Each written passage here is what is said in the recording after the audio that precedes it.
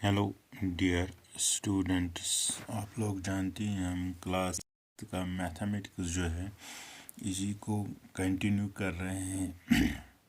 ये जो बुक है ये NCERT बेस्ड है और particularly Jammu and Kashmir board से ऑर्गेनाइज्ड बुक है जो कि हम पढ़ रहे हैं। ये पर्टिकुलरली किस क्लास की है? क्लास 6th की जो ये बुक है। कौन सी? मैथमेटिक्स। हाँ, इसमें हमने अब तक कुछ लेसन कवर किए हैं, वो आप पिछले वीडियोस में जाके देख सकते हैं। इसमें हमने नोइंग आवर नंबर्स भी कंप्लीट किया है, होल नंबर्स भी कंप्लीट किया है, और इस वक्त हम पढ़ रहे हैं प्लेइंग विथ नंबर्स। इसमें भी हमने कुछ एक्सरसाइज कंप्लीट की हैं। आज हम और एक एक्सरसाइज लेके आए हैं, दैट इज एक्सरसाइज नंबर 3.5। आज हम करने जा रहे हैं एक्सरसाइज नंबर 3.5 कौन से? चैप्टर नंबर 3 की। इसमें आप देख सकते हो कि ये क्वेश्चंस जो बुक से लिए गए ये क्वेश्चंस है, तो इसके कुछ लेसन हमने कंप्लीट किए हैं, वो पिछले जाके लेसन में या पिछले वीडियोस में आप देख सकते हैं। तो 3.5 जो एक्सरसाइज है इसमें सबसे पहला क्वेश्चन जो है, इसमें जो कि हम 3.5 इसमें कुछ इससे पहले 3.4 तक हमने कंप्लीट की है, वो जाके पिछले वीडियोस में आप देख सकते हो। तो यहाँ पर हम क्या करेंगे, यहाँ पर हम एक्सरसाइज 3.5 जा का क्वेश्चन नंबर फर्स्ट जो है इसको एक्सप्लेन करने की या आपको समझाने की कोशिश करेंगे। तो अगर आपको कोई भी शक शुबा हो तो आप कमेंट सेक्शन में लिख सकते हो। इस चैनल को आप क्या करोगे? लाइक करोगे, शेयर करोगे, सब्सक्राइब करोगे, और जो भी आपकी कमेंट्स है, जो भी एक्सरसाइज आपको करनी है या जो भी क्वेश्चन आपको आपके दिमाग में आ रहा है या कोई भी क्वेश्चन ऐसा होगा जो दोबारा करना है, तो इसके लिए आप कमेंट सेक्शन यूज़ कर सकते हो। चलो पहला क्वेश्चन पढ़ते हैं आप। Which of the following statements are true? देखो यहाँ पर आपको क्या करना है, पहला क्वेश्चन हमें बोल रहा है आप ट्रू फॉल्स जो इसने कुछ स्टेटमेंट्स दिए हैं इनको हमें ट्रू या फॉल्स जो भी ये होंगे उनको हमें लिखना है कि इसने ट्रू स्टेटमेंट दिया है कि फॉल्स स्टेटमेंट दिया है। तो पहला क्वेश्चन अगर आप देखोगे, ए पार्ट जो है, if a number is divisible by 3 it must be divisible by 9। ये बोलता है कि अगर कोई भी नंबर 3 से डिवाइड होगा तो ये पर्टिकुलरली 9 से भी डिवाइड होना चाहिए। तो क्या ये ट्रू है कि फॉल्स है? अगर हम पहला स्टेटमेंट देखेंगे, इट इज़ फॉल्स। पहला क्या है? फॉल्स। अब आप बोलोगे क्यों? क्योंकि अगर आप 3 को देखोगे, अगर इसका टेबल पढ़ोगे तो 3 1 ज़ा 3, सिंपल लैंग्वेज में हम बोलेंगे 3 2 ज़ा 6, 3 3 ज़ा 9। आगे नहीं जाएंगे, अगर आप आगे भी जा सको 3 4 ज़ा 12। क्या ये 9 से डिवाइड है? नहीं। क्या ये 9 से डिवाइड है? नहीं। सिर्फ इन 4 तक हम गए, सिर्फ इनमें एक सा। क्या 12 9 से डिवाइड है? नहीं। इसका मतलब है पहला स्टेटमेंट जो है यहाँ पर मैंने लिखा है रीज़न क्या है फॉर, यही लिखा है रीज़न। यहाँ पर आप देख सकते हो, for example 6 divisible by 3 but not 9। तो इसका मतलब है जो भी 9 का मल्टीप्लाई होगा वो डिवाइड होगा 3 से, लेकिन 3 का जो मल्टीप्लाई होगा वो ज़रूरी नहीं है कि वो 9 से भी डिवाइड हो जाए। तो इसका मतलब है जो पहला स्टेटमेंट है वो क्या है? वो गलत स्टेटमेंट दिया है इस बुक वाले ने, इसके ऊपर हमें कंफ्यूज करने के लिए। तो अगर हम दूसरा स्टेटमेंट देखेंगे तो पहला स्टेटमेंट को आप क्रॉस मारोगे या फॉल्स लिखोगे। तो फिर हम दूसरा स्टेटमेंट देखेंगे, if a number is divisible by 9 it must be divisible by 3। हाँ, ये ट्रू स्टेटमेंट है। तो ऊपर के स्टेटमेंट का इसने उल्टा लिखा है।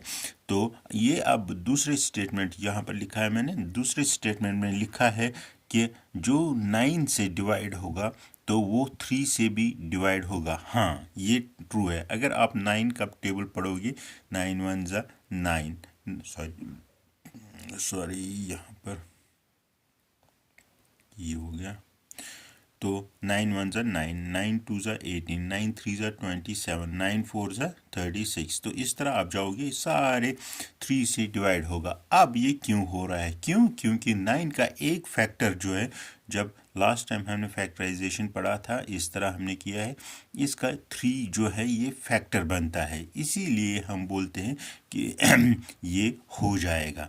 अगर ये फैक्टर नहीं होता या इसका 3 का मल्टीप्लाई नहीं होता तो ये नहीं होता। इसका मतलब है कि दूसरा स्टेटमेंट जो है ये ट्रू है। अब तीसरे स्टेटमेंट की तरफ जाएंगे, तो दूसरे स्टेटमेंट को आप टिक मारोगे तो ए नंबर इज़ डिवाइजिबल बाय 18। ये बोलता है कि एक नंबर जो है वो 18 से डिवाइजिबल होगा if it is divisible by 3 and 6। देखो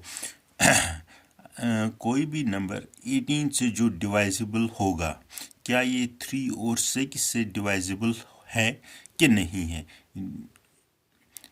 इन दोनों से, दोनों में से एक से। लेकिन ये नहीं हो सकता है। क्यों? क्योंकि इसके लिए हमें एक रूल चाहिए कि मैं आपको तीसरा हाँ यहाँ पर मैंने लिखा है। तो इसके लिए ये क्वेश्चन है कि 18 से एक नंबर प्रोडक्ट आता है, 18 का मल्टीप्लाई एक प्रोडक्ट आता है, या 18 से एक नंबर डिवाइजिबल होता है, तो वो बोथ 3 और 6 से डिवाइजिबल होगा। तो हमने लिखा है इसमें फॉल्स। क्यों लिखा है तीसरे में फॉल्स? क्योंकि अगर ये देखोगे ये बनता है ऐसे, आप देखोगे 3 6 ज़ा 18, लेकिन अगर आप फिर देखोगे 3 12 आता है, वो 3 से भी होता है और 6 से भी होता है, तो ये नहीं आएगा। इसी तरह या 6 खुद आता है, 6 1 ज़ा 6, 3 2 ज़ा 6। तो इस तरह बहुत सारे नंबर आपको मिलेंगे जो कि 18 से डिवाइड नहीं होंगे, लेकिन 3 और 6 से डिवाइड होंगे। इसके लिए हमें एक रूल चाहिए। तीसरा पार्ट तो पहले आपने फॉल्स लिखा, इसमें कोई शक नहीं है। इसके लिए हमें को प्राइम चाहिए। ऐसे नंबर्स जो को प्राइम हैं उनके प्रोडक्ट, ओके। अगर हम 18 की एग्जांपल लेंगे, 9 और 2 दोनों आपस में को प्राइम है। इसका मतलब है को प्राइम क्या होता है? इनका जो HCF है वो सिर्फ एक ही डिजिट है, दैट इज़ 1। अगर कोई और होता तो ये को प्राइम नहीं होता है। हाँ, जो 18 का प्रोडक्ट है वो इन दोनों से डिवाइड होगा, या 18 जिसको भी डिवाइड करेगा उनको ये दोनों डिवाइड कर सकते हैं। हाँ, दूसरा डिजिट भी है 18 एंड 1, तो ये दोनों भी आपस में को प्राइम है, तो क्योंकि इनका HCF है जो है 1, तो इसका मतलब है कि जो भी आप इनका को प्राइम का प्रोडक्ट लेंगे वो इससे डिवाइड होगा। अब आप हम देखेंगे कौन सा? डी पार्ट वाला। तीसरा तो रॉन्ग है। अब चौथा है, if a number is divisible by 9 and 10। ये बोलता है 9 और 10 से अगर कोई भी नंबर डिवाइजिबल होगा तो वो 90। हाँ, ये ट्रू है। अभी मैंने बोला 9 और 10 ये दोनों आपस में को प्राइम है। क्यों? क्योंकि इनका HCF जो है ये एक ही डिजिट है, दैट इज़ 1। इसलिए हम डी पार्ट को करेक्ट मान के चलते हैं कि जो कि 9 और 10 के प्रोडक्ट से डिवाइड होगा, दैट वो भी किन से होगा? 90 से भी होगा। और इसके बाद E part, if two numbers are coprime at least one of them are prime. ये बोलता है कि अगर दो नंबर को प्राइम हैं तो इनमें से एक प्राइम होना चाहिए। नहीं, ये ज़रूरी नहीं है। हम जस्ट नाउ हमने देखा 9 और 10 ये दोनों आपस में को प्राइम है, क्योंकि इनका HCF क्या है? 1 है। 1 के अलावा कोई भी इनका फैक्टर सेम नहीं है, इसलिए ये को प्राइम है। तो इनमें दोनों में से कोई भी प्राइम नहीं है। तो 8 और 9 को देखोगे, 8 और 9 को भी देखोगे, इनमें भी क्या है? ये भी को प्राइम है, क्योंकि इनका HCF जो है दैट इज़ 1। 7 और 8 को देखोगे, इनका भी ये भी को प्राइम है। इसका मतलब है इनका भी HCF सिर्फ 1 ही होगा। अगर 1 के बगैर कोई और फैक्टर होगा सेम, देन ये को प्राइम नहीं होगा। इसके बाद है all numbers which are divisible by 4 must also be divisible by 8। ये बोलता है पहुँचे, हाँ that is F part, sorry यहाँ पर एफ पार्ट आप देखो, ये इससे पहले इसका स्क्रीनशॉट ले सकते हो आप ई पार्ट का, तो उसके बाद एफ पार्ट का। अब ये एफ पार्ट क्या बोलता है कि एक नंबर 4 से डिवाइजिबल है क्या, ये 8 से भी डिवाइजिबल होगा, नहीं, ये भी गलत है। क्यों? क्योंकि अगर आप 4 का टेबल पढ़ोगे, 4 1 ज़ा 4, 4 2 ज़ा 8, 4 3 ज़ा 12, सिर्फ इन तीनों में से जिस तरह पहला पार्ट था इस उसी तरह ये भी है, इनमें से सिर्फ एक मिलता है जो कि 8 का मल्टीप्लाई है, तो 2 नहीं मिलते हैं। इसका मतलब है ये भी गलत है, ये पार्ट भी गलत है। क्यों गलत है? क्योंकि जो 4 है इसके डिफरेंट मल्टीप्लाइज है कंपेयर टू दैट ऑफ 8। उसके बाद है F G part, all numbers are divisible by 8 must be divisible by 4। हाँ, ये ट्रू है। तो ये आप इससे पहले भी दूसरा पार्ट हमने इसी तरह देखा कि ये ट्रू है। क्यों? क्योंकि सॉरी 8 के जो मल्टीप्लाइज है, 8 के जो मल्टीप्लाइज है दे आर डिवाइजिबल बाय 4। क्यों? क्योंकि 4 is one of the factor of 8। ये कौन सा पार्ट था?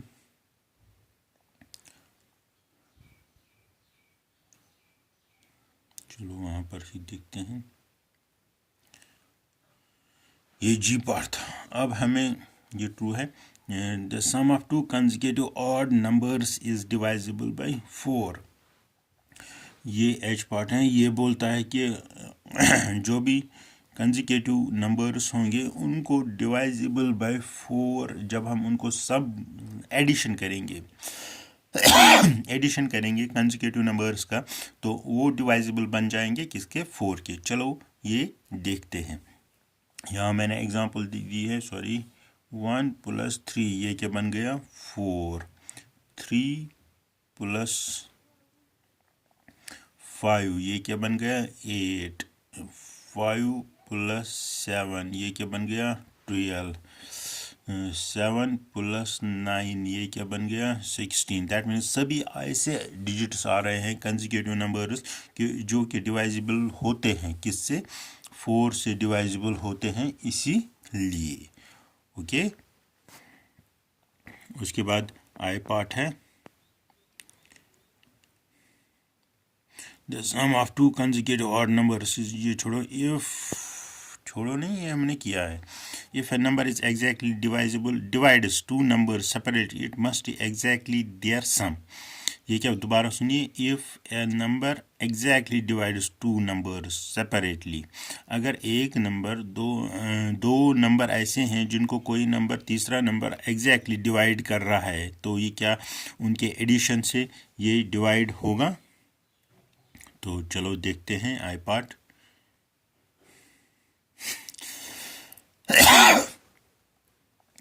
यहाँ पर हम देखते हैं, ये है if a number exactly divides two number separately it must exactly. देखो अब क्या है, दिस इज अ प्रॉपर्टी। अगर हम देखेंगे 4 से हम 8 को डिवाइड करते हैं, 4 से हम 12 को डिवाइड करते हैं, अब इनको आप सम कीजिए, ये बन गया 20। 20 4 से डिवाइड हो रहा है, हाँ ये हो रहा है। इसी तरह अगर आप 3 का टेबल ले लो, देखते हैं 3 2 ज़ा 6, 3 3 ज़ा 9, तो इनका सम आप ले लो, ये 15 3 से डिवाइड हो रहा है, हाँ 3 10 ज़ा 30, 3 9 ज़ा 27, 57, ये 3 से डिवाइड, हाँ दैट मीन्स ये जो स्टेटमेंट है ये ट्रू है। क्या है? ये ट्रू है। इसके बाद लास्ट जो आ रहा है हमें जे पार्ट, ये क्या बोल रहा है? If a number exactly divide is the sum of two number it must exactly it is two number separately. ये इसी का मुझे उल्टा दिख रहा है,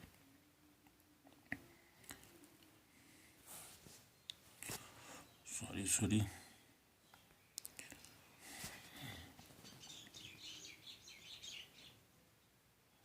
ये बोल रहा है कि कि जो एडिशन है, जो आंसर निकला है, अगर उसे कोई ऐड क्या करे, डिवाइड करे उस नंबर को, तो जब हम उस नंबर को तोड़ेंगे तो क्या वो डिवाइजिबल वो होगा उन नंबरों से? तो देखते हैं, यहाँ पर मैंने एग्जांपल है 7, ठीक है। 7 जब डिवाइजिबल बाय 7 कर ये तो ये होता है, लेकिन जब 7 को 2 हिस्सों में, 3 और 4 हिस्सों में, तो दोनों में से डिवाइड नहीं हो रहा है। इसका मतलब है कि अलग अलग हम सेपरेट नहीं करते। अलबत्ता इसका उल्टा जो है वो हो सकता है। इस तरह हमने पहला क्वेश्चन कंप्लीट किया है, जो कि था ट्रू फॉल्स, ये वाला 3.5 एक्सरसाइज का ट्रू फॉल्स। इसमें आप देख सकते हो, कोई भी कंफ्यूजन हो वो आप कमेंट सेक्शन में लिख सकते हो। अब आपको क्या करना है, इसको शेयर करना है और सब्सक्राइब